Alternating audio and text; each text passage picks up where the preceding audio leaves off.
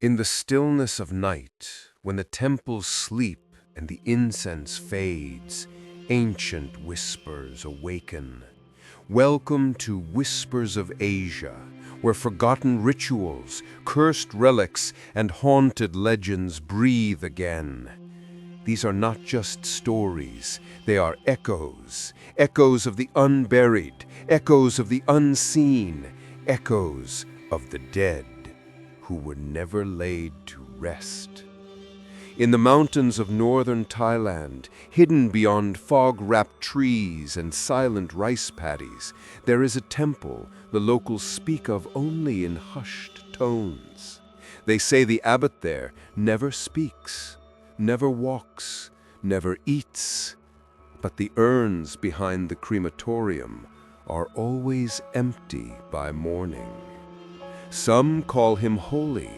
Others say he's been blessed by the gods. But no blessing smells of burnt bones and herbal oil.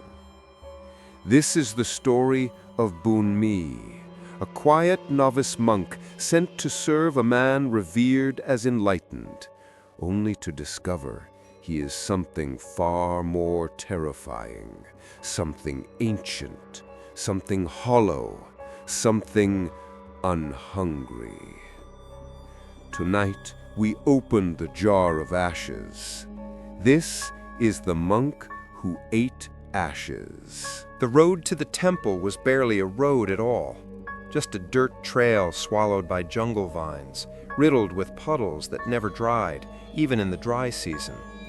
Bun Mi walked with slow, steady steps, the hem of his saffron robes already damp and stained with mud. The sky was overcast, the mountain air cold enough to sting his nose. A crow followed him for nearly a mile, never cawing, just circling in silence. He took it as a sign. He didn't know whether it was good or bad.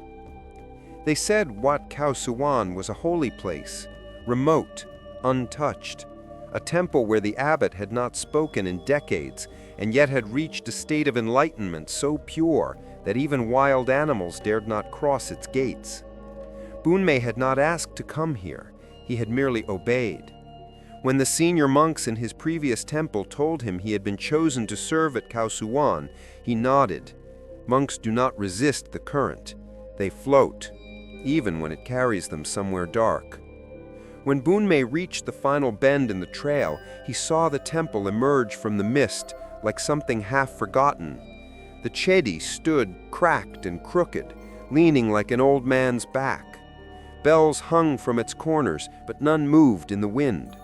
The walls were stained with time. There were no tourists, no dogs, not even birds. Just quiet. A kind of silence that didn't feel peaceful, only still. A young boy in temple whites waited for him at the gate. No smile, no greeting, just a bowed head and a wave. Bun Mi followed him wordlessly past the outer stupa, through the overgrown garden, and toward the kuti, the monk's residence. The air smelled faintly of smoke and camphor. Somewhere in the distance, a low gong sounded once. Then nothing. They stopped before a small wooden structure raised on stilts. The boy pointed up the steps and gestured for Bun Mi to enter. Then he turned and walked away. Inside, the air was thick with incense and the scent of old herbs, medicinal, bitter, cloying. A single candle flickered on a shelf beside a bronze Buddha statue, and beside it, seated cross-legged on a worn mat, was the abbot. He did not look up. He did not move.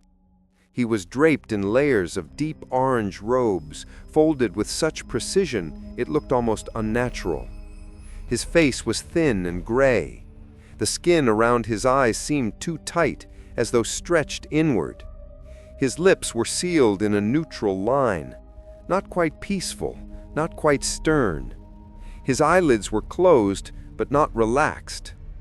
Bun Mi wondered if he was sleeping, meditating, or simply not there. "Venerable sir," Bunmei whispered, kneeling low. "I have come to serve." No reply, not even a nod. The candle flickered once more. Bunmei bowed, pressing his forehead to the floor. A second later, the candle went out. He stayed in the dark for a long time, unmoving. Later, one of the elder lay devotees, a man named Lung Bang, showed Bunmei to his own kuti near the crematorium. The man walked with a limp and rarely made eye contact. He spoke only when necessary, and even then, in a voice no louder than the rustle of dry leaves. "You will sweep the grounds at dawn. The abbot does not eat, but his chamber must be kept clean. Do not ask questions." Bunmei only bowed. That night, Bunmei lay awake on his straw mat, listening to the wind pass through the gaps in the wooden walls. It wasn't just wind, though. There were sounds under it, breathing, a soft murmur like chanting from somewhere far away. But there were no monks had been chanting that day. There were no services, no bells, nothing. In the middle of the night, Bunmei woke to the scent of burning. Not fire, but something denser, ash and herbs. He stepped out of his kuti barefoot, following the scent toward the crematorium. The structure was old, blackened with soot, and cracked in several places, but the chimney still stood tall. Behind it, just beyond the steps, he saw something that made him stop. Urns. 5 of them. Plain, unmarked, ceramic. They were placed in a perfect line along the back wall. No family, no rites, no offerings. No one remembers. So we do what we can. Why place them there? It is the abbot's way. The abbot takes them? Days passed. Bunmei swept the floors of the abbot's kuti, brought fresh water, cleaned the altar. The abbot never spoke, never moved. Yet every day the candle had burned down by an inch more, and the incense stick had turned to ash. Someone was tending to it, but Bunmei never saw who. Each evening, Bunmei sat by the crematorium, waiting. The urns arrived like clockwork, silent, nameless. He began to feel something strange around them, like a weight in the air, the kind of presence that pressed on your chest even when you weren't afraid. And the smell, the same burning scent, always mixed with something darker, oil, herbs, decay. One night just past midnight, Bunmei heard footsteps near the crematorium. Slow, measured. He pressed himself behind a wall and peeked around. The abbot stood there, walking, alive. Moving with unnatural grace, he carried a small black bowl in his hands. His face looked different in the moonlight, hollow, as though carved from wax. He reached for one of the urns, uncapped it, poured the ashes into the bowl. Then he dipped a small wooden spoon into a flask of thick black oil and mixed it with the ashes. And then he brought the spoon to his mouth. Bunmei nearly screamed, but the abbot kept chanting, softly, in a tongue Bunmei did not recognize. Not Pali, not Thai, not anything he had ever heard before. It was rhythmic, guttural, almost insect-like, as if the words were not meant to be spoken by human tongues. The abbot consumed every spoonful until the bowl was clean. Then, without turning, he whispered, "You should not watch." Bunmei stumbled back into the darkness, heart pounding. But it was not fear that shook him most. It was the voice, because the abbot had never spoken. Not once, until now. And somehow it had not sounded like him at all. Bunmei didn't sleep that night. He sat cross-legged on his mat, back straight, hands trembling in his lap. The image of the abbot, spooning ashes into his mouth under a moonless sky, stayed burned into his mind like incense smoke on robes. By dawn, the temple grounds were quiet again, as though nothing had happened. The black bowl was gone. The urns had vanished.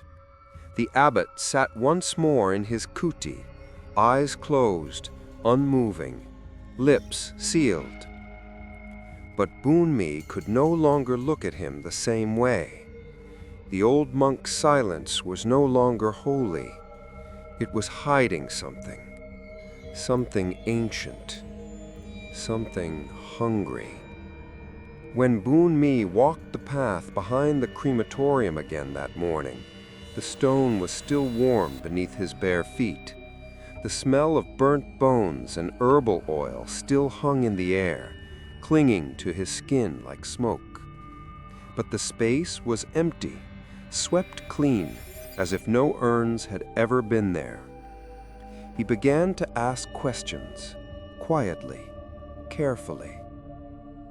The other temple boys, all young and recently ordained, barely spoke. Most avoided eye contact. One simply shook his head when Bunmi mentioned the urns. Another made the sign of respect and walked away mid-sentence. Longdang, when pressed, said only, "There are many kinds of monks. Some walk with Buddha. Others serve karma."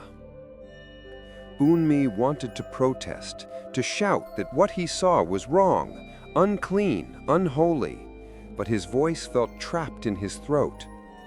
He'd been taught to honor his elders.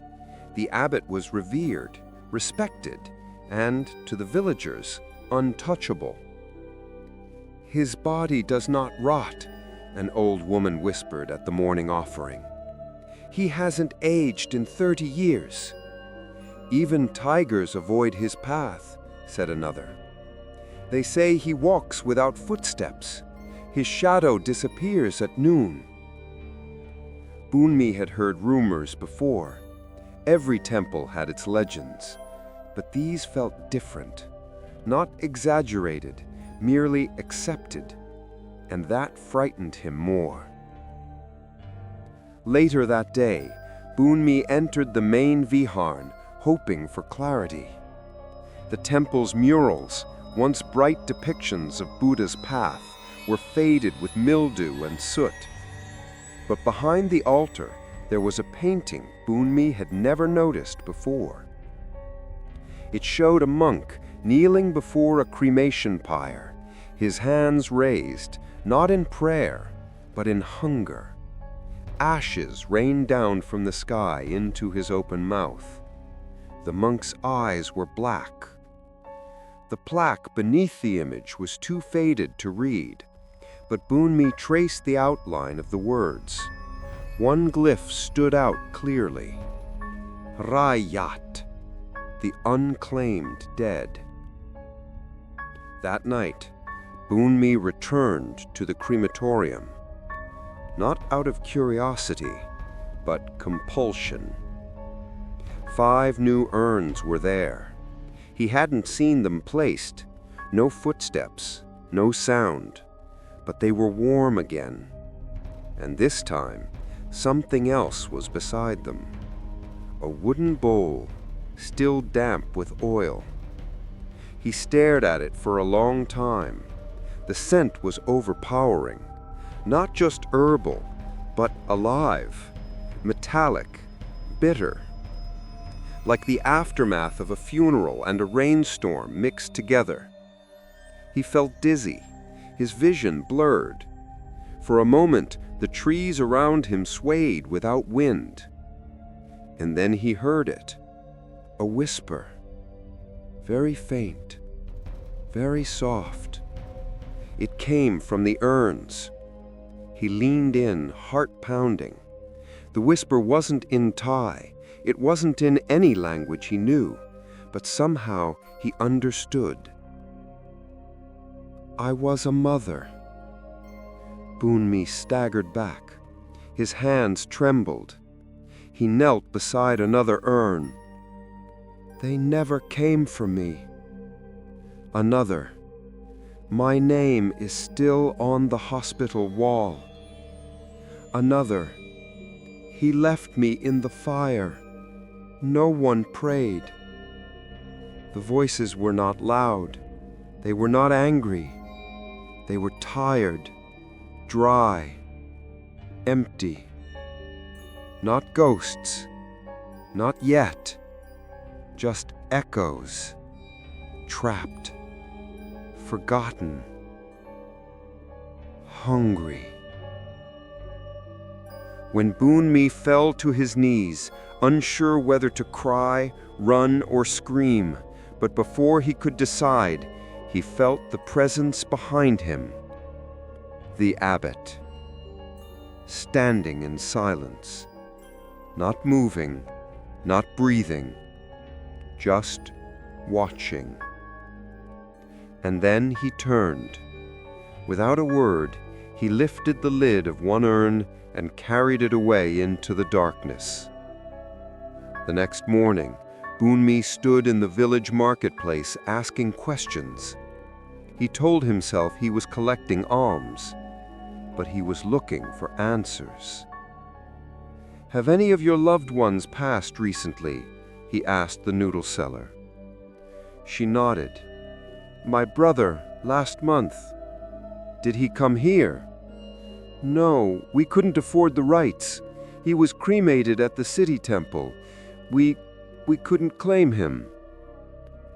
Another woman, old, hunched, her eyes clouded with age, told him something that made his spine go cold. "If no one claims the body after 7 days, they send the remains here, to the silent temple." "To Wat Khao Suwan?" She nodded slowly. "Because no one else will take them." That night, Boonmi did not go to the crematorium. He went to the abbot's kuti. He watched from the trees, breath held. At midnight, the old monk emerged. His feet were bare. His face was pale under the moonlight, but his eyes were open, wide, alert, gleaming with something deeper than sight. He carried no candle, no light, only the black bowl. He followed him, past the stupa, past the garden, into the hidden path beyond the back gate where no monks ever went. There, in a clearing, was a pit, charred and still smoking. The abbot poured the ashes in, not into the earth, but into his own mouth. The chant returned, louder now, rhythmic, like the beat of a drum buried under flesh. And then he stopped. He turned and spoke without moving his lips. The voice didn't come from his throat. It came from somewhere else, from all around, from the urns, from the trees, from Boonmi's own chest. And in that moment, Boonmi saw something he would never forget. Not the abbot's face, but the faces behind it. Dozens, hundreds, layered like paint on old canvas, eyes wide, mouths open, screaming without sound. The dead were not resting, they were watching, and he realized they were still inside him. The temple had always been quiet, but now the silence was no longer peaceful. It listened, it pulsed, and it whispered back.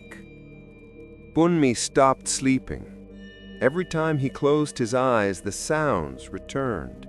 Not dreams, not nightmares, just voices. Dozens of them, sometimes more. Not screaming, not crying, but just speaking, low, ceaseless murmurs, like wind slipping through cracks in the floorboards. They spoke in strange dialects, half-languages and broken prayers, but Bunmi understood them in ways he couldn't explain. He began hearing them even when he was awake. At first, only near the crematorium, then near the abbot's kuti, then in his own room. The walls of his kuti were thin, just old teak wood, weathered by rain, but now they seemed to breathe. At night, when he pressed his ear to them, he heard footsteps on the other side, pacing, crawling. One night he heard someone laughing, soft and childlike, right beneath his sleeping mat. He leapt up, tore open the bamboo slats underneath, but there was nothing, only damp earth and bones, small ones, not burned, not buried, just buried wrong. He tried to tell Lung Dang, "There's something in the walls." The old man didn't look up from sweeping. "You must be meditating too hard. Let go, let pass." Bunmi's voice shook. "They speak to me. They know I hear them." At that, Lung Dang finally met his gaze and said something Bunmi never expected to hear. "It means they've chosen you."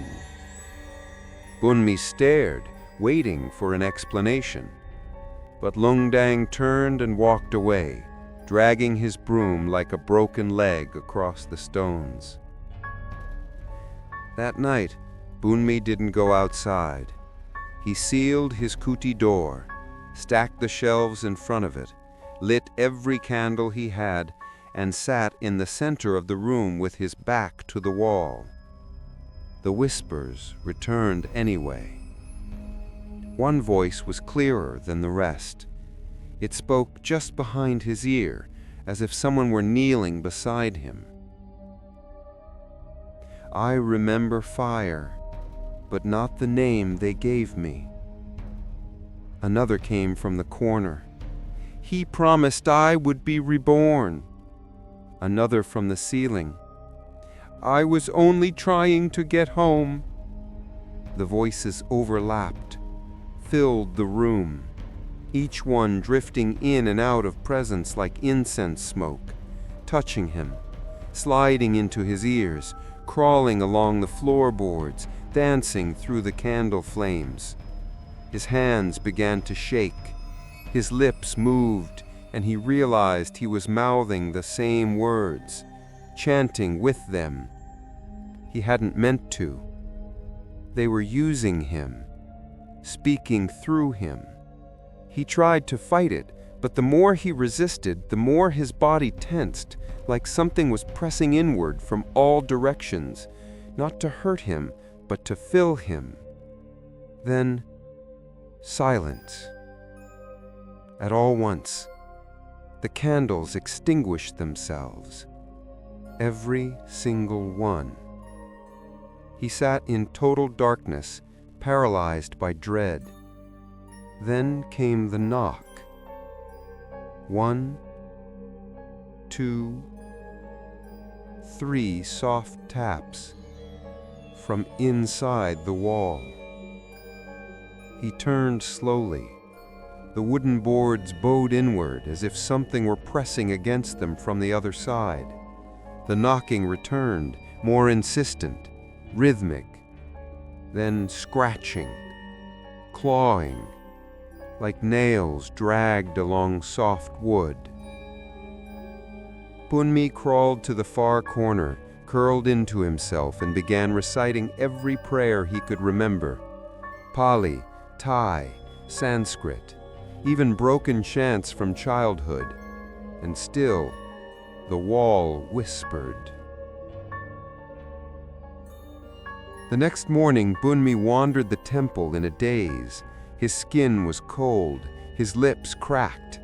He hadn't slept, hadn't eaten, and the voices were no longer confined to night. He heard them under the chanting of the novices. He heard them beneath the wind chimes near the bell tower. He heard them in the rustling robes of the old monk who never moved. He visited the main stupa, hoping to clear his mind. He prostrated 3 times, forehead pressed to the cool stone. But when he opened his eyes, the murals had changed. The faces of the bodhisattvas had turned. They looked at him, not lovingly, but knowingly, accusingly. Their smiles were gone, their mouths now open in silent screams.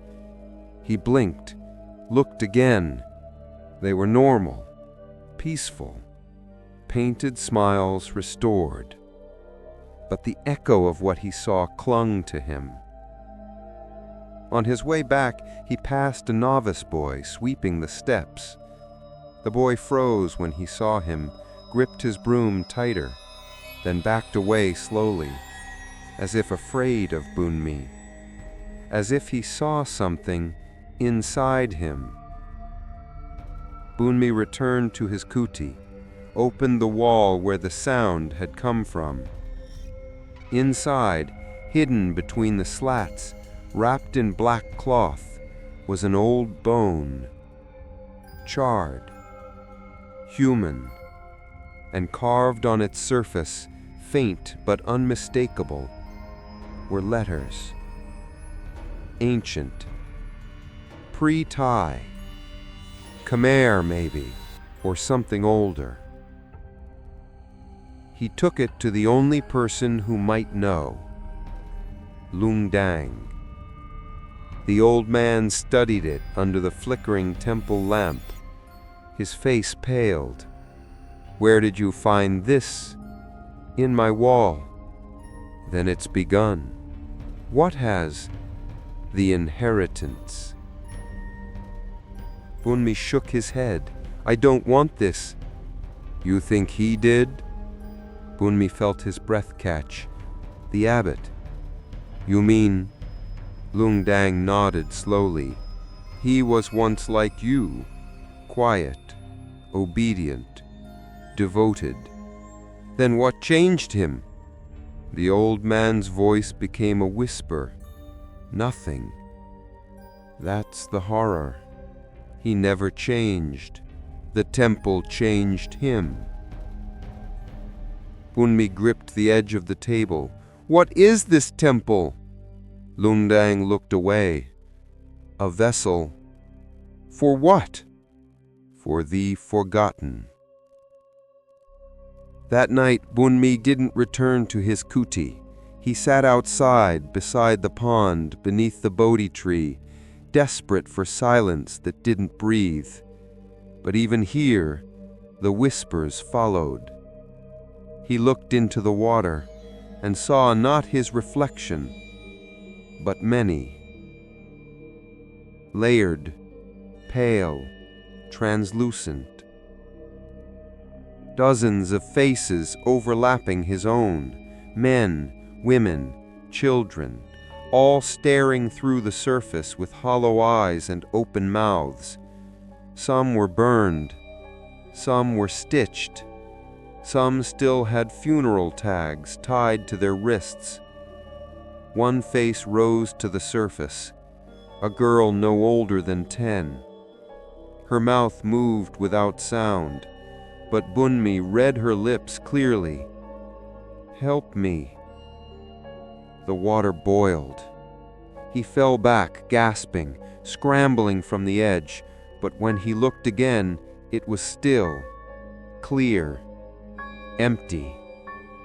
The reflections were gone, but now the voices were inside him. Not around him, not behind the walls, but deep in his ribs, in his chest, in his blood. Like prayers no one finished, or names no one remembered. He screamed for the first time since taking vows, and somewhere in the temple, the abbot opened his eyes. The air around the abbot's kuti changed after that night.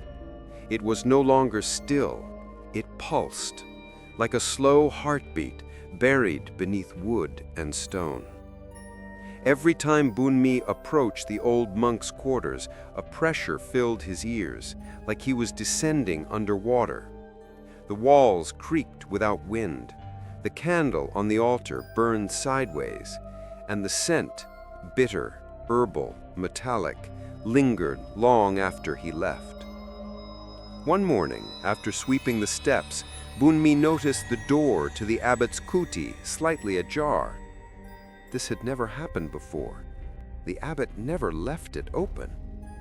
He hesitated at first, but the whisper in his chest, the one that now lived inside him, urged him forward. He stepped inside. The room was unchanged, sparse, humble, clean. But the air was thick, warmer than outside, like a hidden fire was burning beneath the floorboards. On a small wooden shelf beside the Buddha statue sat a black lacquered bowl, the kind used in ancient rituals. Its rim was lined with dry residue, flaking, dark brown, almost black.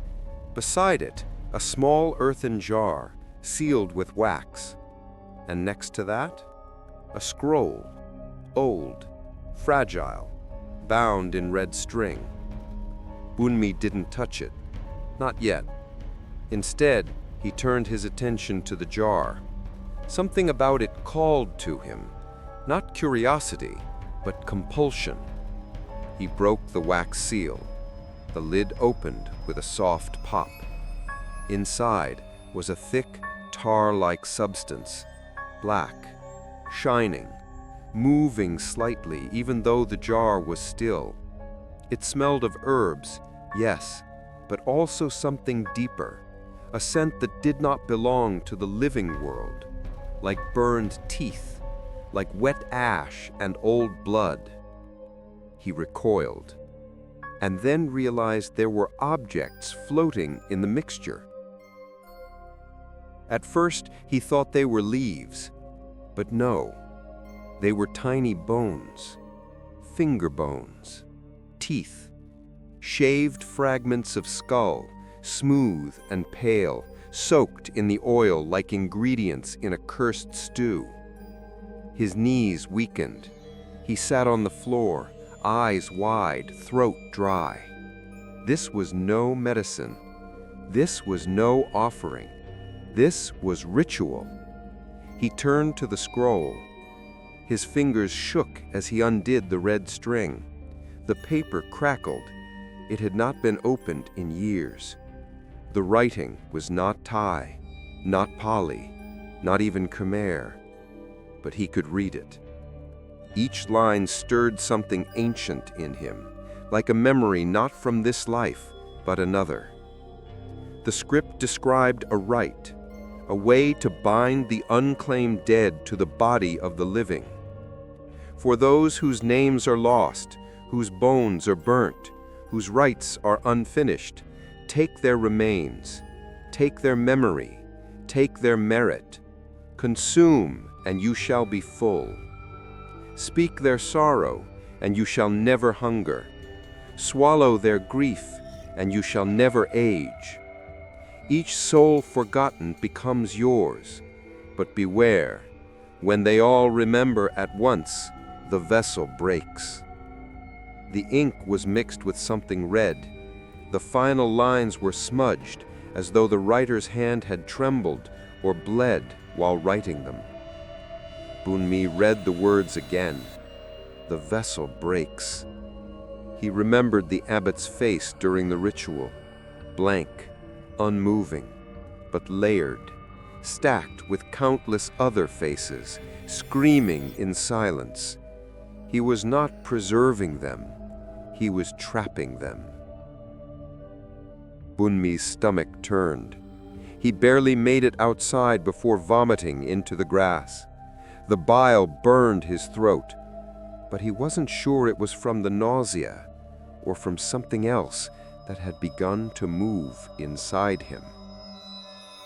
Later that day, during offering time, the villagers arrived with baskets of sticky rice, bananas, and incense. Bunmi stood behind the other monks, eyes cast downward, but something in the crowd caught his attention. An old man, thin, trembling, holding an urn, plain, cracked, unlabeled. He approached the abbot, who, as always, sat in silence. The old man knelt and whispered, "I couldn't keep her. I have nothing. I offer her to the temple." Then placed the urn on the stone and walked away. No one stopped him. No one questioned it. Bunmi stepped forward. "Whose ashes are these?" The old man paused. "My wife," he said softly. "She died with no family, no money for proper rites." "Then why bring her here?" The man turned and said with reverence, "Because here they are never forgotten." Bunmi watched as the abbot rose, the first time he had moved in public in weeks. He lifted the urn with both hands, cradled it, and walked back toward his kuti. Not a word was spoken, no chanting, no blessing, only silence. The villagers bowed. Bunmi's mouth went dry. They wanted this. They believed in this. To them, the abbot was not consuming the dead. He was preserving them, becoming their guardian, their afterlife, their shrine. But Bunmi had seen the truth. He had smelled the oil. He had read the scroll. And now the oil called to him. That night, he lit a candle and unwrapped the bone he had hidden in his robe. It still smelled of the jar. He dipped it in water, watched as the liquid turned gray, ash leaching from the marrow. He touched the mixture to his tongue and heard the voice again, not from the wall, from inside him. "I begged them to come. No one did." He shuddered and whispered back, "I'm here now." The voice wept. And then silence. Not absence, but peace. And in that moment, Bunmi understood something terrifying. The abbot was not just consuming the dead for power. He was giving them a home, a voice, a place to rest, inside himself. And now, the voices had begun to do the same to Bunmi. One by one, ash by ash, they were entering. The moon hung low and heavy that night, veiled in a gray mist that seemed to pulse with every breath Bunmi took. The air was still, unnaturally still, as if the forest itself were holding its breath. He stood before the crematorium once more, barefoot on the stone path, his robes trembling around his ankles, not from the wind, but from something deeper, a trembling inside his marrow. The black bowl sat waiting on the step, empty, cleaned, expectant. The abbot stood beside it, silent as always, his face tilted upward as if listening to something no one else could hear. His eyes were closed, but Bunmi knew he was awake, present, watching him, testing him. Beside the bowl were 3 fresh urns, each unmarked, recently delivered, still warm. Bunmi's breath caught. He had not agreed to this. He had not been told, and yet his feet moved forward. The air thickened with every step. Time slowed. His heartbeat grew louder than the cicadas, louder than the wind, louder than thought. The abbot held out the ladle. No words, just an offering, a silent invitation. Bunmi stared at it. The handle was carved bone, the scoop blackened with age and use. He reached out, slowly, as if his hand were no longer his, and took it. The abbot uncapped the first urn. The smell hit him instantly. Burnt hair, sandalwood, bitter herbs, and something sweet underneath. Memory, flesh, grief. Bunmi dipped the ladle in. The abbot poured a stream of the dark herbal oil into the ashes. It sizzled, bubbled, changed. The mixture shimmered, thick as blood, sticky as honey, alive. Bunmi brought the spoon to his lips. He hesitated, and then swallowed. It was warm, too warm, like something breathing down his throat.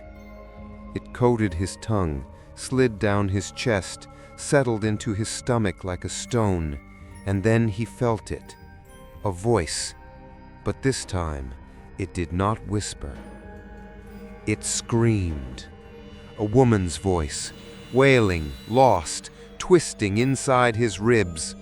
"I was never blessed! I was never blessed!"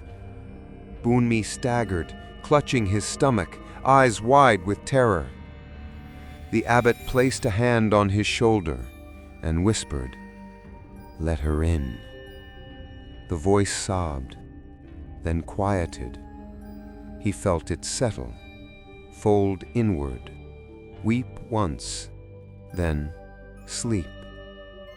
A second urn was opened. Another scoop. This time, a man's voice, stern, dry. "They sold my name, burned me with strangers." Bunmi clenched his jaw. He did not speak. He only swallowed.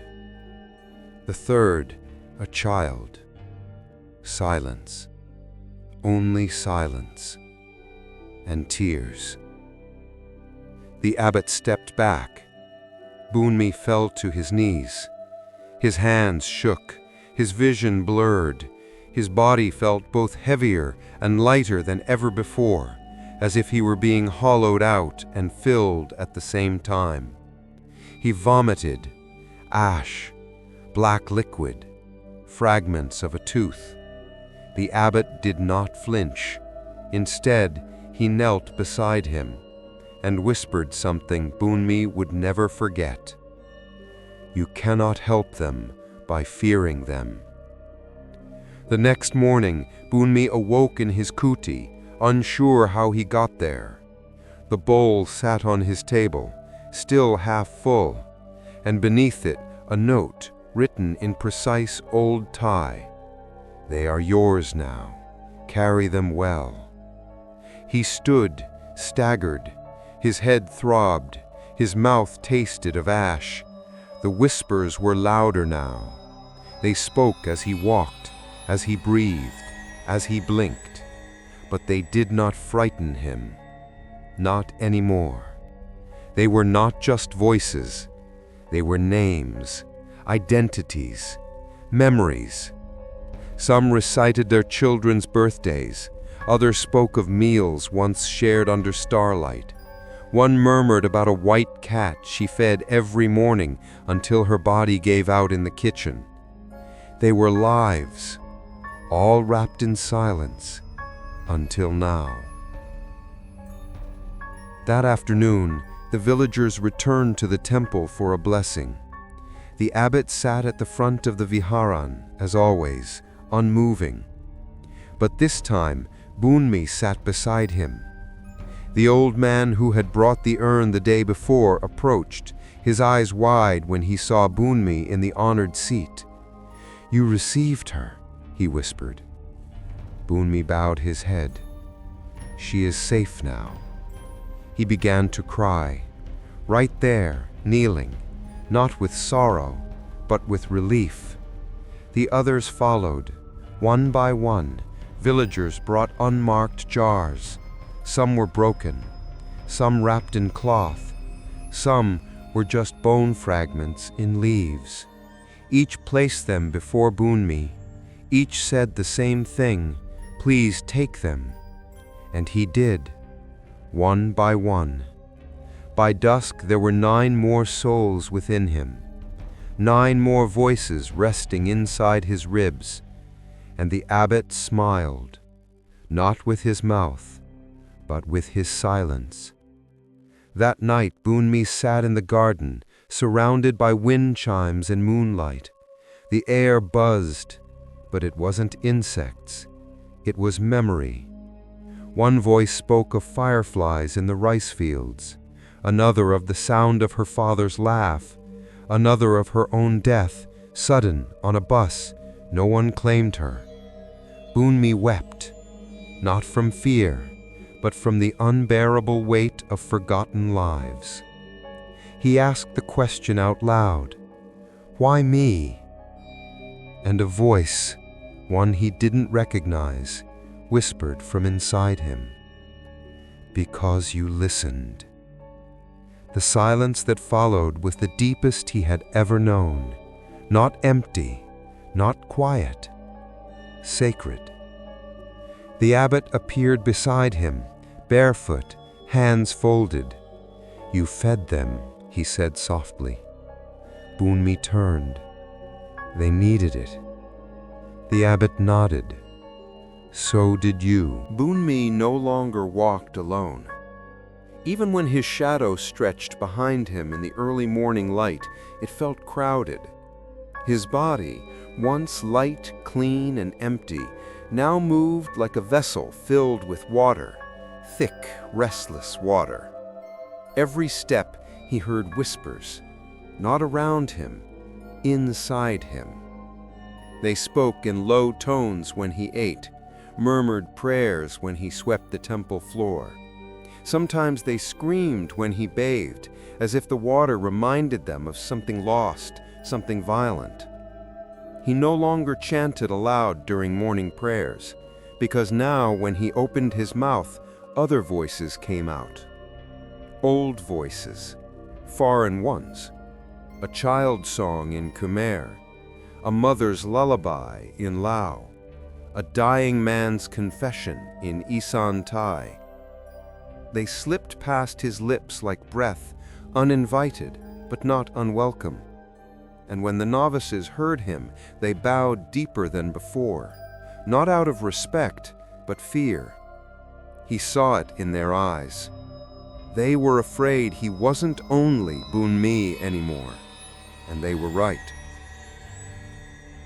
One night, while meditating beneath the Bodhi tree, Bunmi felt something shift inside him. Not pain, not sickness, a movement, like something turning, a stirring in his belly, low and deliberate, as if someone were rearranging the organs from within. He clutched his robes, trying to steady his breath, but the feeling grew.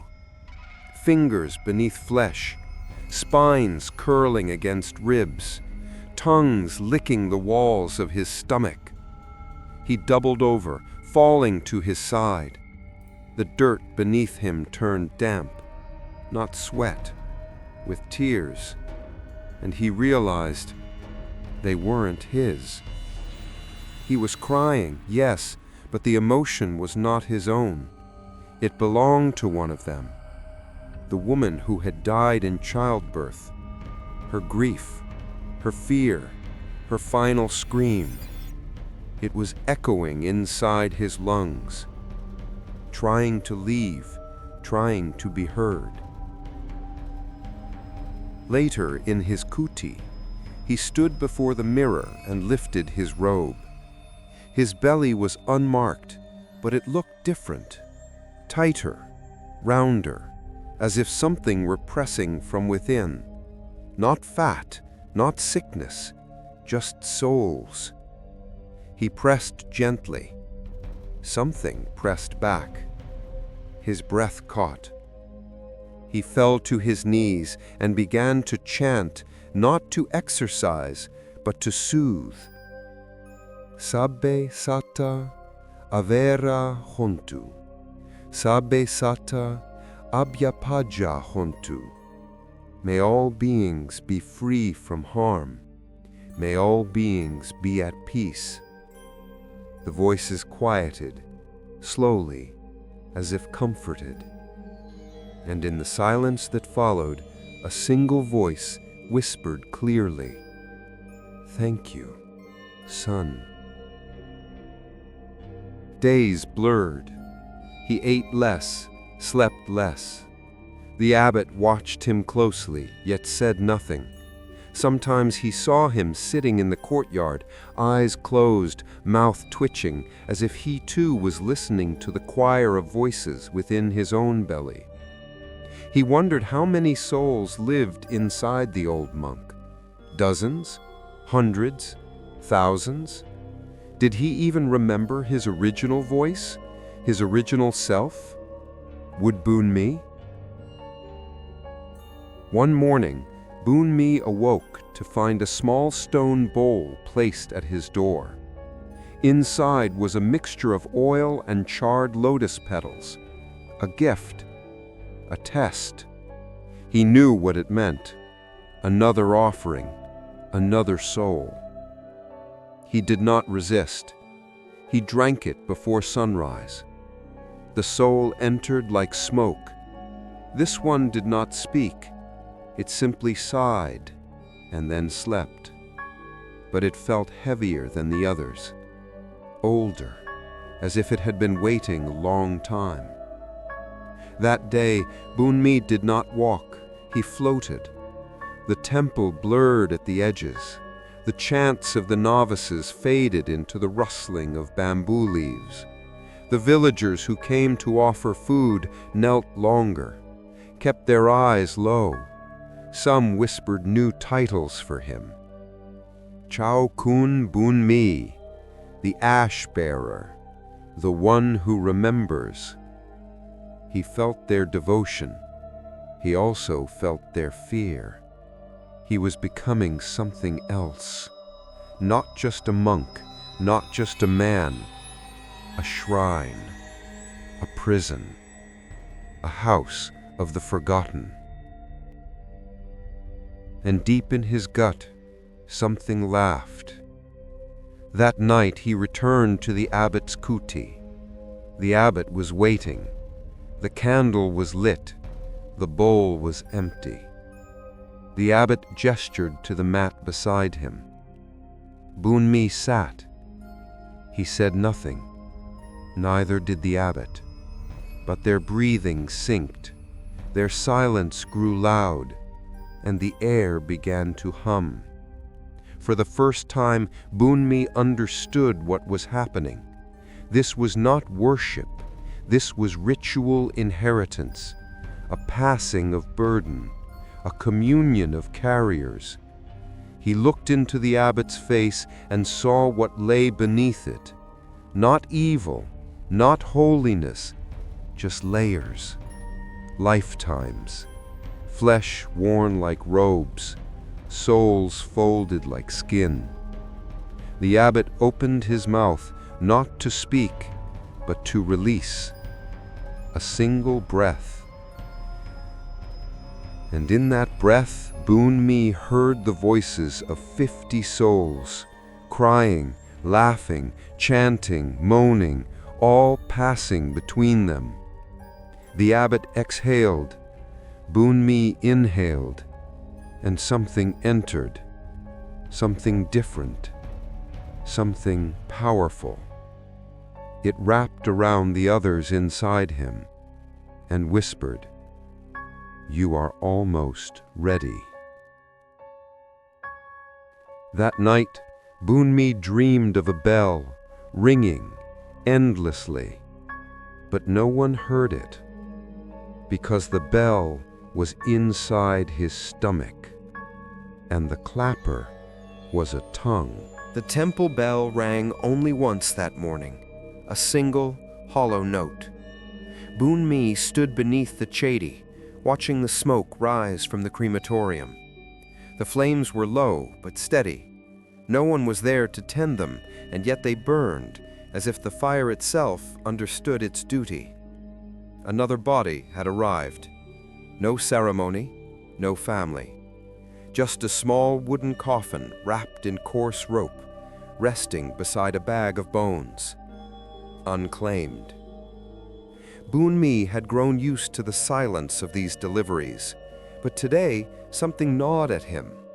The body was a boy, no older than 10, thin, unwashed, still clutching the frayed ham of a stuffed toy someone had left in the box with him. Boon Mi knelt. He didn't chant. He simply sat and listened. The boy's soul wasn't inside the bones yet. It hovered, unsure, unaware. Not angry, not scared, just lost. Boon Mi whispered, "Do you want to be remembered?" No answer. He opened the bag of bones beside the coffin.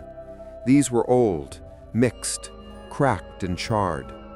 Whoever they belonged to, or how many they had once been, no longer mattered. They were ashes now, like all things would be. He carried them to the back of the crematorium, where the other urns sat waiting in shadow. There were more than before. Too many, stacked in rows like forgotten prayers. He could feel them watching, waiting, and he understood.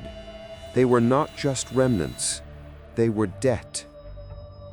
That evening, Boon Mi sought out Lung Dong. He found the old man in the forest behind the temple, gathering dry wood with a rusted sickle. The sky was darkening, the trees alive with insects, but the old layman moved slowly, deliberately, as if he had done this for lifetimes. "Tell me," Boon Mi said, "why do they keep coming here?" Lung Dong didn't turn.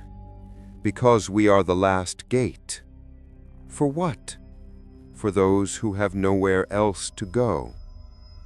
He turned then, eyes tired but clear. "You think this temple is a refuge. It's not. It's a collection point, a final stop for the ones no one wants to remember." Boon Mi frowned. "But why are they sent here?" Lung Dong rested against a tree, wiping his brow.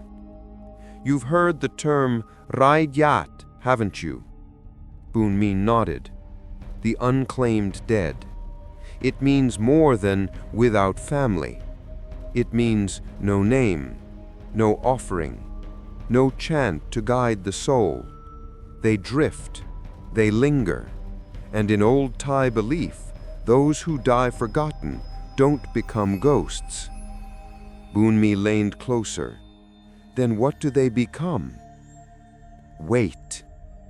Lung Dong tapped his chest. "It sinks into the soil, into the air, into us. They whisper, they wait, because they still remember who they were, but no one else does." He stared off into the distance. "That's why they must be consumed." Boon Mi stepped back. "But isn't that wrong? Eating ashes? Turning them into part of yourself?" "You think this is about hunger?" He shook his head. "It's about merit. You swallow them, so they're no longer alone. You carry them, so they're no longer lost. Every bite is a blessing denied to them in life, and now they're bound to you." Boon Mi's throat tightened. "But what if I don't want to carry them?" Lung Dong looked him in the eye. "You already do." That night, Boon Mi sat in the main hall, staring at the faded mural above the altar. He saw it differently now. The monk consuming ashes wasn't a demon. He was a savior, a body of suffering, a walking funeral. Each soul consumed was one pulled from oblivion. He remembered the line from the scroll, "Each soul forgotten becomes yours. But beware, when they all remember at once, the vessel breaks." That was the price. Not eternal life, but endless wait. No rest, no release. Just layers upon layers of memory. Bunmi returned to his kuti, the bowl of oil already waiting at his door. Inside it was a small bone and a note. He was never named. Bunmi picked it up. It was smooth, small, a rib, maybe, or part of a wrist. He placed it on his tongue and wept as it dissolved. The boy did not speak. He only curled up inside Bunmi's chest and slept. Bunmi whispered to no one, "I'll remember you." And then for the first time, he felt warmth inside the cold. Not fire, not fear, just presence. In the following days, villagers brought more urns, and not just from their families. They came with ashes found in alleyways, unnamed remains from hospitals, bone fragments recovered from riverbanks, and burnt limbs from police reports no one followed up on. They didn't ask for blessings anymore. They asked for adoption. "Please take him in. She died alone. No one else will carry her." And Bunmi did. He swallowed them all. The voices filled his dreams. They told him their birthdays, their favorite foods, the last things they saw before dying. One told him how the fire felt on her skin. Another described the sound of his body hitting the pavement. One just said, "It was cold. Thank you for making me warm." Bunmi no longer flinched. He welcomed them, each one, because if he didn't, who would? The rain fell without sound. Bunmi sat in the crematorium, back pressed to the cold stone wall, as the fire within burned low and lazy, not hot enough to cleanse, not weak enough to die. He had tended it since dawn. It wasn't his duty, but somehow it was expected. No one told him what to do anymore, because they no longer needed to. He was becoming part of the ritual, just like the urns, just like the oil, just like the dead. He looked around the crematorium and began to notice things he hadn't before, or maybe things he'd always ignored. The fire was fed, but never finished. Bodies were placed, but never fully reduced to ash. The chants said before each cremation were incomplete. They stopped mid-sentence, always, as if some part of the ceremony was being held back on purpose. That evening, as the rain turned to mist, Bunmi approached the abbot's kuti. The door opened before he knocked. Inside, the old monk sat before a row of scrolls Bunmi had never seen before. Ancient, brittle, edges darkened with time. The abbot did not speak, but he nodded once. Permission, invitation. Bunmi stepped inside and knelt. The abbot unrolled one scroll with slow, reverent hands. The script was ancient, faded, and wrong. Not in language, but in form. The lines were crooked, the sutras incomplete, each mantra missing its final stanza, each prayer cut short, each funeral rite unfinished. Bunmi whispered, "Why are they never completed?" The abbot looked at him then, and for the first time he spoke with his own voice, because it was not a whisper, not a chant, not a borrowed soul. It was gravel and breath, and it said, because if we finish the rite, they leave. Bunmi's chest tightened. The abbot continued. If they leave, the temple empties, the fire dies, the world forgets them. He leaned forward, his face lined like old bark, his eyes no longer black, but cloudy, like smoke trapped in glass. He shook his head, but we were taught to free the soul. The abbot smiled, a cracked, tired smile. And we do, but only halfway. The next day, Bunmi followed the chants of the novices to the main hall. It was cleaning day. Dozens of boys scrubbed floors, wiped windows, dusted statues. But Bunmi didn't help. He walked straight to the altar and looked behind it. No one ever looked behind it. There, carved into the stone wall, hidden by incense smoke and shadow, was a doorway. Not a literal one, a seal, circular, covered in soot, and across its face 3 words carved deeply. Bloi mai dai, cannot release. Bunmi touched the glyph, the wall hummed. Something on the other side responded. Not a spirit, not a ghost, but a weight. He stepped back, heart pounding.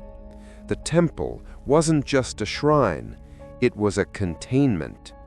He returned to Lungdang, demanded answers. The old man sat by the candlelight, sharpening a stick of incense with a knife. I saw the wall, the seal, the words, Bunmi said. Lungdang nodded. They were carved when the first soul refused to leave. You keep them here on purpose. No, the man said. We ask them to stay. Why? Lungdang looked up, tired, resigned. Because they are the forgotten. If we don't hold them, they fade. No memory, no merit. They become nothing. Bunmi's voice broke. But isn't that what death is? Letting go? Lungdang shook his head. Not in this land. He tapped his chest. Here, death is heavy, not empty. You must carry it. That night, Bunmi wandered the temple grounds. He listened, really listened, and for the first time, he didn't hear moans or murmurs. He heard songs, half-sung lullabies, fragments of wedding chants, children counting in games long lost. They weren't crying, they were waiting. He reached the edge of the jungle, where the temple stones ended and the trees began, and he asked out loud, "Would you leave if you could?" Silence. Then a whisper, "No," and another, "I don't want to be forgotten," and another, "Not yet," and then, "You are all I have." Bunmi wept beneath the Bodhi tree that night, not out of fear, not out of sorrow, but because he finally understood. The rites were never meant to end, not here. This was a temple for unfinished souls, and he, like the abbot before him, was becoming their keeper, their priest, their tomb, their memory. He pressed his palm to his belly. Inside, the voices rested, not tormented, not trapped, just remembered. And that, he realized, was more sacred than silence. The hunger began quietly, not in the stomach, but in the soul. A pulling sensation, as if something inside Bunmi was no longer satisfied with presence alone. The voices he carried were restless, not angry, not violent, but expectant. They stirred when he passed the crematorium. They sighed when he walked past the altar. And when the villagers brought new urns, they leaned forward inside him, eager, gentle, hungry. The abbot watched this change with calm, unreadable eyes. He no longer spoke. He didn't need to. Bunmi could feel his thoughts, as if their minds now shared the same corridor. And down that corridor walked many footsteps, old ones, slow, barefoot, covered in soot. It started with the oil. One evening, a small ceramic bottle was left at Bunmi's door. No note, no instructions, just the same thick tar-like substance he had once feared and now found strangely familiar. He opened it without hesitation. The scent filled the room, sharp and herbal, tinged with blood and thyme. He dipped his finger in, touched it to his tongue. The taste was bitter, then metallic, then sweet, like memory, aged and fermented. And then he remembered. A rice field, a hand in his, rainfall on a tin roof, the final breath of someone who had no name. It wasn't his memory, but now it was. The hunger deepened. That night he woke with sweat running down his spine and ash on his lips. He had not eaten, but something inside him had. His hands trembled. His mouth tasted of fire. The bowl on his shelf was empty, and 3 new voices whispered in his dreams. The abbot began passing more duties to Bunmi. It was subtle. First, the cleaning of the scrolls, then tending to the cremation fire, then receiving the villagers' unclaimed urns in place of the abbot, and finally chanting alone, at the altar, at the crematorium, at the forest edge. Wherever the souls gathered, Bunmi stood in the center, a conductor of the forgotten, a mouth for the silent. One morning, the villagers gathered for a special offering. A woman had died suddenly in childbirth. Both she and the infant were cremated together, unnamed, unblessed, untouched by family rites. The villagers brought the ashes in a silk-wrapped jar and knelt before Bunmi, not the abbot, Bunmi.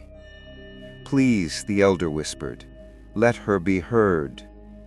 Bunmi took the urn, opened it, poured the contents into the ritual bowl, mixed the oil, and drank. The infant entered first, light as breath, then the mother, heavier, tired, and then a third voice Bunmi did not expect, the one who failed to save them, their husband. He hadn't died, but somehow part of him had been left behind, a shard of grief. He felt it, the guilt, the ache, the endless whisper, "I should have been there." He swallowed it all, and silence returned. The villagers cried and bowed, not to the Buddha, to him. That evening, the abbot came to Bunmi's kuti. He did not knock. He did not speak.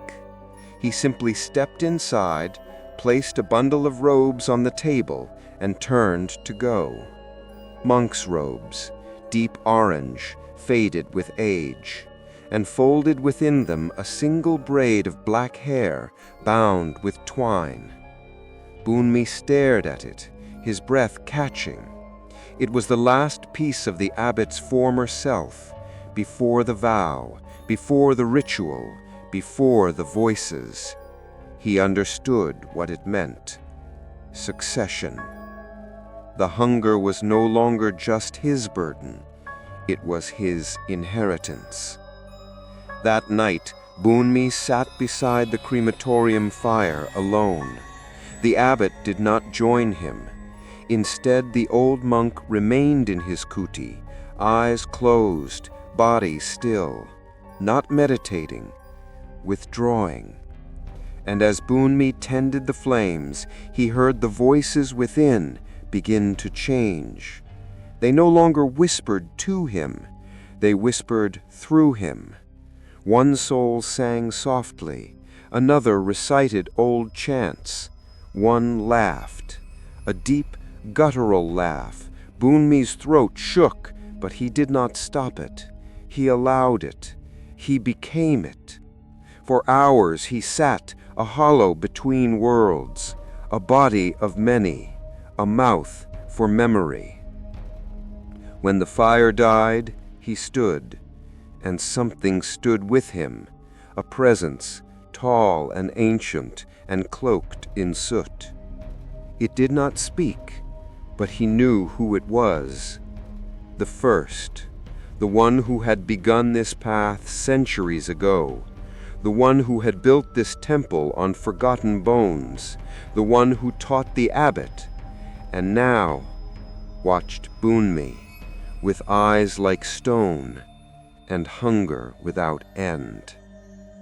The next morning, the abbot did not wake. He did not breathe, but his body did not rot.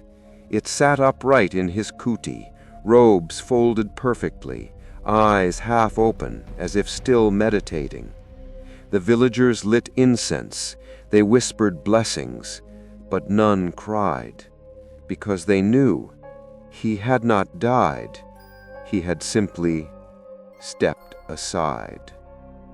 Bunmi put on the abbot's robe, folded the scrolls, lit the candle, and when the next urn arrived, small, chipped, no name, no prayers, he accepted it. He chanted, he ate, he remembered, and the hunger within him smiled. The rain had returned, soft, steady, endless. It drummed on the temple roof like muted chanting, washing over the stone steps, the wooden games, the blackened crematorium where Bunmi now sat alone. The abbot's body had not been moved. It remained in his kuti, upright, silent, dry despite the storm. The villagers had begun to call him Luangpo that hangs, the monk who never truly died. They brought offerings to Bunmi now, not just rice and incense, but ashes. He had become what the abbot once was, the vessel, the eater, the memory. Each day he accepted the unclaimed, mixed the oil, took them in. The hunger welcomed them, the voices found rest. But today was different. Today he hesitated. The urn was smaller than usual, wrapped in blue silk. No name, no bone tag, no family. The woman who delivered it was not a villager. She had arrived at sunrise, pale, soaked, barefoot, and placed the urn before him without a word. Before Bunmi could ask, she whispered, "Please, help her sleep," and walked away into the fog. Bunmi carried the urn to the crematorium, lit the fire, sat before the bowl. He opened the lid. The ashes were warm, finer than usual, almost white. He poured them into the bowl with care, mixed in a few drops of oil. The mixture shimmered, quiet, obedient. He brought the spoon to his lips, but just before it touched his tongue, he saw her. A child's face, not in the bowl, but in his mind. Wide-eyed, fringed hair, dirty cheeks. Her hands were pressed to glass, some invisible barrier. Her mouth moving in panic. "No!" Bunmi froze. The mixture trembled in the spoon. The fire hissed behind him. Inside his chest, the voices murmured, curious, and the hunger stirred. "Eat her," it whispered. "She's ready." But Bunmi couldn't move. The girl's face was too clear, not vague like most, not shadowed, present, alive. He heard her again. "I don't want to be in there." The hunger surged. "Take her in," it urged. "She has nowhere else to go." Bunmi set the spoon down, and everything inside him recoiled. The fire cracked violently, the wind outside roared, and the bowl spilled across the stone. The oil soaked the ashes, and she screamed. A sound like thunder, like 100 birds crying out at once. It echoed through his ribs, his ears bled, and for the first time since he began this path, he said no. He fled the crematorium, stumbling into the rain, his stomach turning, hands shaking. He vomited behind the Bodhi tree. Not food, not bile, but words. A child's name, over and over. Kanya, Kanya, Kanya. He didn't know how he knew it, but it was hers, and she was not ready. Lungang found him near dusk, soaked, shivering. The old man brought no questions, just warm tea and silence. After a while, Bunmi finally spoke. She was still awake. Lungdang nodded slowly. "Some are." "What do I do?" "You already did it. But the hunger, let it wait." Bunmi looked up. "Have you ever refused one?" Lungdang's eyes darkened. "Yes." "What happened?" The old man hesitated, then said, "I carried her instead."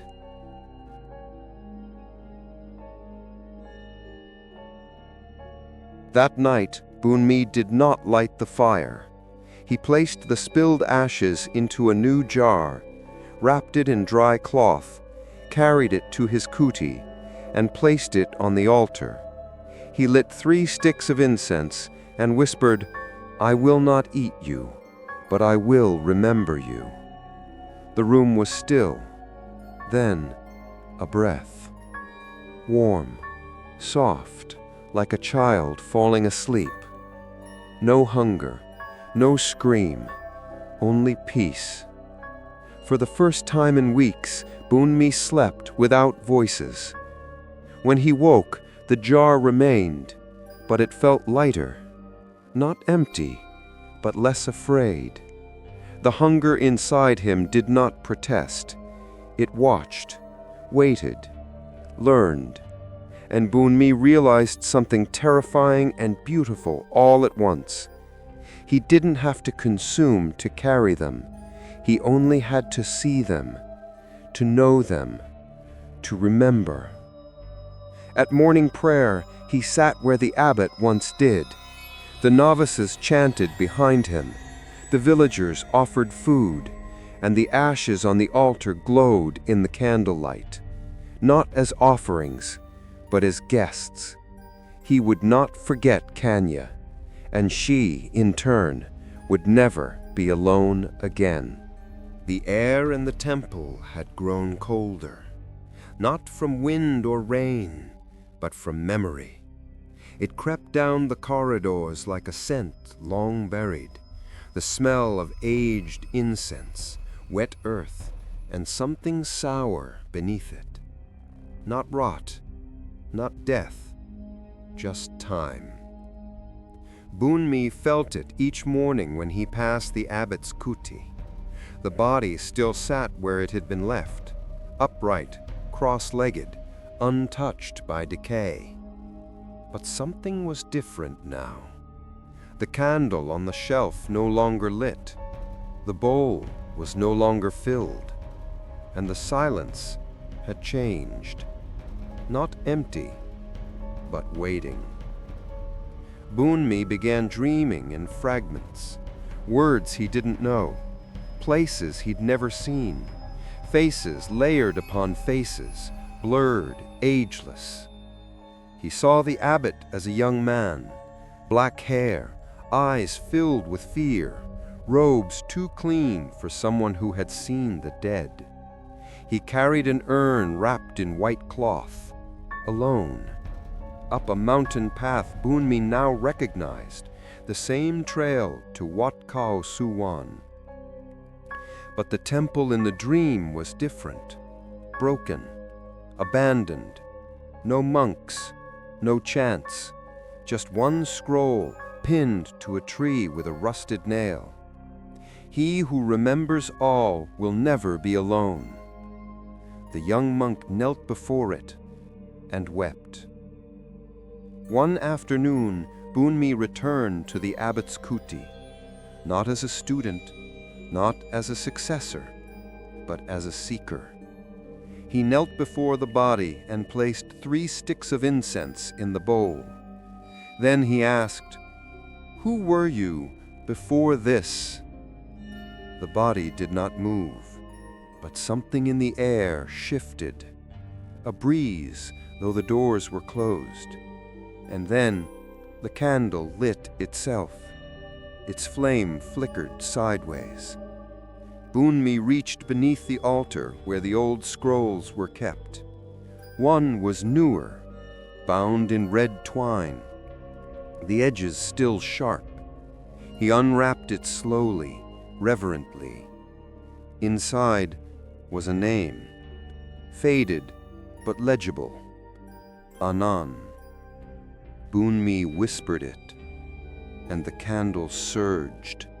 The air filled with chanting, not from outside, but from beneath the kuti floorboards. He pulled the mat aside. There was a trap door, small, hidden beneath decades of dust. He opened it. The steps led downward, into the dark. The chamber beneath the abbot's kuti was narrow, circular, and lined with stone shelves. Each shelf held a bowl, dozens of them, all black lacquered, all identical. Each bore a single inscription, etched in gold leaf, a name and a year, but no date of death, because none had truly died. These were not bowls, they were seals. Bunmi stepped closer.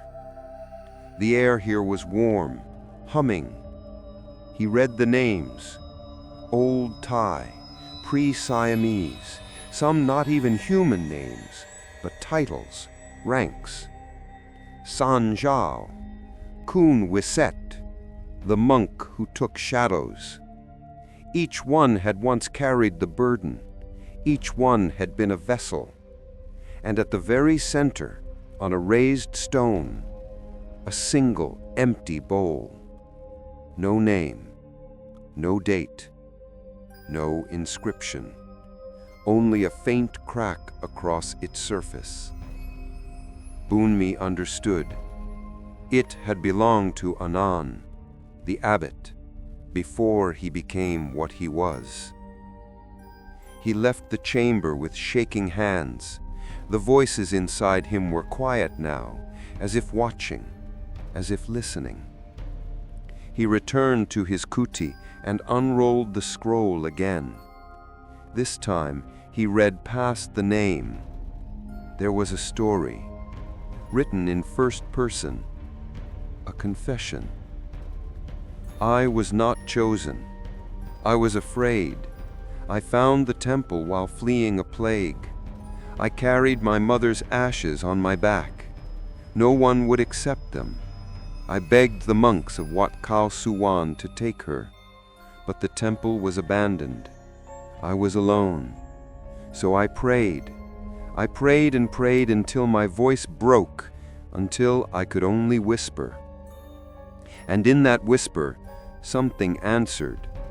It said, "Let her live inside you."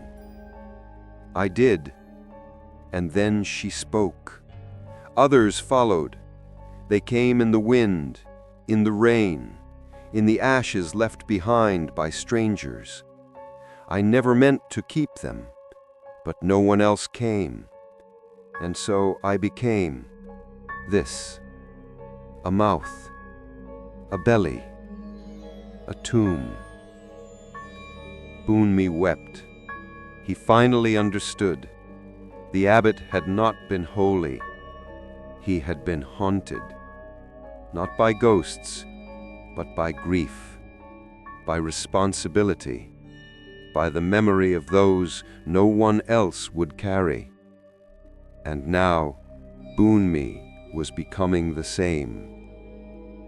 At midnight, Bunmi returned to the body. He placed the scroll beside the abbot's folded hands and whispered, "I know your name." The candle flickered, the bowl cracked, and from somewhere deep within the wood and stone and memory of the temple, a single voice echoed back, "Then you are ready." The wind shifted on the third night. It came down from the mountains, cold and dry, carrying no scent of rain, no promise of growth, only dust and bone. The temple dogs began to howl. The birds that usually nested beneath the bell tower vanished, and Bunmi awoke with the taste of ashes on his tongue. He wasn't afraid, but the voices inside him were silent, not resting, not weeping, bracing, as if they knew what he was about to do. That morning, a woman came to the temple alone. She carried no urn, no photo, only a paper envelope damp with tears. Inside was a single tooth. She knelt before Bunmi and said, "This is all they gave me." He opened the envelope. The tooth was cracked, child-sized. No name, no ritual, no offering. Bunmi looked into her eyes. "I can take her in," he said, "but you don't have to." The woman trembled. "What do you mean?"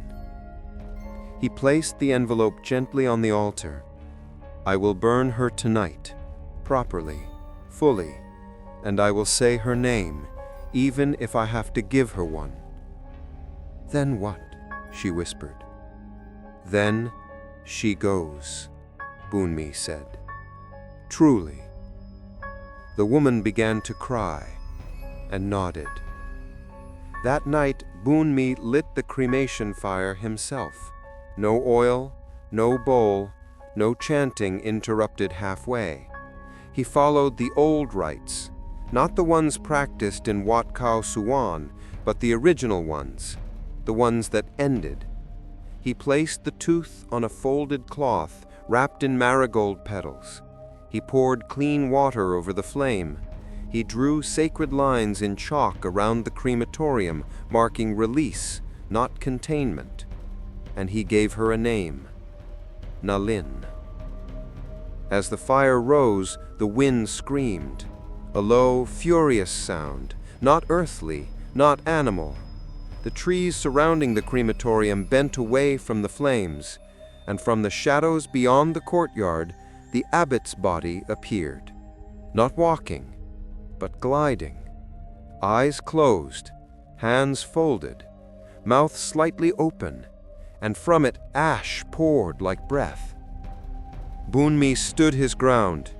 "You cannot stop this," he said. "She was never yours." The abbot said nothing, but the wind moved with him. The fire dimmed. The voices in Bunmi's belly howled. "Don't let her go," one screamed. "She is warmth," cried another.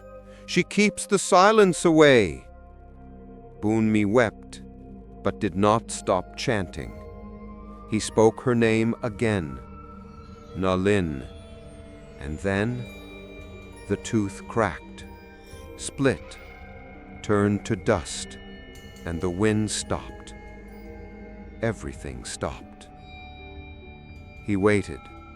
1 minute, 2, The fire died on its own.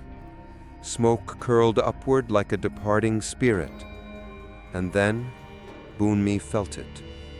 Something left him. Not a voice, not a soul, not a hunger, but a memory. A tiny warmth that had curled beside his ribs for hours, days, maybe longer than he'd known. Gone. And for the first time in weeks, the bowl inside him felt lighter. But the temple did not approve. That night the walls of his kuti cracked, the floor bled oil, the altar candle burned blue and would not go out. He heard scratching beneath the floorboards, hundreds of nails clawing, dragging themselves upward. The seal beneath the abbot's kuti glowed, the trapdoor pulsed. And in the darkness of the main hall, the old scrolls unrolled themselves, one by one, as if the temple were reading them back aloud, not as warnings, but as accusations. Lung Dang arrived before sunrise. He limped to Bunmi's door, eyes red. "You broke the pattern," he said. "I finished the rite. You made an empty urn." Bunmi looked down at his hands. "They deserve release." "They do, but the temple also, and the temple only survives when it carries weight." "Then let it crumble." Lung Dang's hands trembled. "It won't."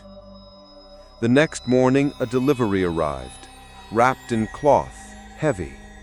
Inside, 5 urns, all cracked, all still warm, but when Bunmi opened the lids, they were empty. He frowned, checked each. No ash, no bone, no fragments, only air. He turned to Lung Dang, who had followed him breathless. "What is this?" The old man whispered. "They're sending you nothing. They want you to eat absence." Bunmi staggered back. "But that's not how it works."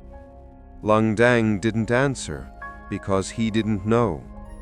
No one had ever refused before. No one had ever finished the rite. And now the temple didn't know what to do. That night, the hunger awoke, and it was angry. It snarled from beneath Bunmi's ribs, clawing at his stomach lining, stretching his skin from the inside. "You let her go," it roared. "You emptied the bowl. You broke the silence." He fell to the floor, gasping. Ash poured from his nose. His nail fingers cracked and bled. The seal beneath the abbot's kuti began to weep oil, slow black tears that seeped across the stones. The sky above the temple filled with smoke, not from fire, but from memory, heavy, tangible. And inside that smoke, the faces returned, not peaceful, not grateful, but hungry. Bunmi crawled to the altar, lit the incense, held it to his chest, and said, "If I must carry you all, I will, but I will not lie to you." The wind screamed, the scrolls burned, the fire cracked. And then, silence. True silence. Not empty, not waiting, just still. And from that silence, a single word, from deep within his ribs, a voice he remembered, the child. "Thank you." And then, nothing. And that, Bunmi finally understood, was sacred. The storm came at dusk. No wind, no rain, just thunder, deep and endless, rolling through the mountains like the slow breath of something ancient awakening. The temple trembled. Walls cracked. Candles shattered. Statues wept oil. The seal beneath the abbot's kuti glowed red through the stone. And the voices inside Bunmi no longer whispered. They pleaded. "Don't leave us. We'll be alone again. Please, don't let it end." He sat in the center of the main hall, eyes closed, bowl before him, ashes untouched. Around him, the murals bled color, as if the stories painted into the walls were dissolving, trying to return to dust. He had stopped eating. He hadn't chanted in days, and still the urns kept coming. Every morning, more. But now they arrived cracked, half full, some with nothing inside at all. Memory without name, grief without face. The hunger had changed too. It no longer asked for food. It asked for him. It clawed at his spine, stretched his ribs. "You've tasted us. You belong to us now." He returned to the abbot's kuti. The body was still seated, still upright, still untouched. But the skin had grayed, and the eyes, once glassy and distant, were now open, watching. Not accusing, not warning, just waiting for him. Bunmi knelt before the body. He lit a single candle and placed the empty bowl at the old monk's feet. Then he whispered, "I've carried them, as you did. I've fed them, held them, loved them, but I won't become a tomb." The air grew cold. The candle flickered. The bowl cracked. And from the abbot's mouth, without movement, came a voice, his own, spoken back to him like an echo. "You already are." He fled. Out into the courtyard, into the rainless storm. Lightning split the sky above the crematorium. The fire inside it burned without wood. The urns outside rattled in their places, and from beneath the earth, beneath the cracked flagstones, beneath the seal, a low, collective groan. Thousands of voices, layered, hungry, grieving, terrified, alive. Lungdong met him at the foot of the Bodhi tree. The old man's hands were burned, his eyes rimmed red. He said, "Open an urn." Bunmi stared at him. And? There was no ash. Then what? "A face," he said. "Just a face, staring back." The next morning, Bunmi prepared the fire, but this time not at the crematorium, in the center of the temple. He piled every scroll, every bowl, every cloth-soaked bottle of oil. He brought out the cracked urns, the empty ones, the ones that groaned when no one listened, and he lit the match. The blaze roared higher than the bell tower. Villagers came running, novices screamed, but Bunmi did not move. He stood in front of the flames, robes blackening, eyes open, arms spread wide, and he spoke, one name after another. Not the names he had swallowed, the names he had remembered. Nalin, Kanya, Wizet, Salyaya, Anan. The flames roared louder with each one. Ash rained down like snow, and from within his chest the last voice sighed. "Now I know who I was."